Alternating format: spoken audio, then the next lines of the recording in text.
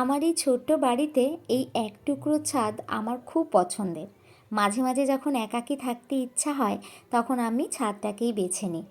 কিছু সবুজ প্রাণ আমি এখানে সাজিয়েছি, আর এই সবুজ প্রাণগুলিতে যখন লাল, হলুদ, সাদা, গোলাপি ফুলগুলো ফোটে সেটা আমার মনে শান্তি দেয়। ছাদটা সুন্দর করে সাজানোর ইচ্ছা আছে, তবে বাড়ির কাজ এখনও অনেক বাকি রয়েছে। চারিদিক জিনিসপত্র ছড়িয়ে আছে, জলের কাজও হয়নি এখনও। তো তাই সিঁড়ি বেয়ে প্রতিদিন জল দিতে আসতে হয় গাছগুলোতে।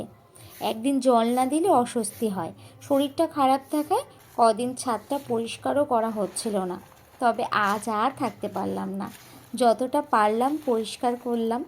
আর এখন আমার কিন্তু একটু শান্তি হচ্ছে, কারণ এই পরিষ্কার যদি আমি না করি আর জল যদি গাছে না দিই তো আমার রাতে ঘুমও আসে না ঠিকভাবে।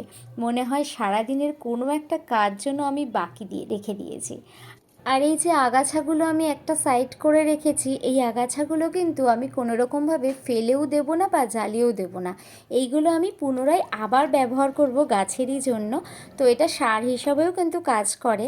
আমি যদি কোনো নতুন গাছ বসাই তাহলে সেই টবে আমি ওই আগাছাগুলো দিয়ে ওর উপর আবার মাটি দিয়ে তারপর কিন্তু আমি নতুন গাছ বসিয়ে দেবো।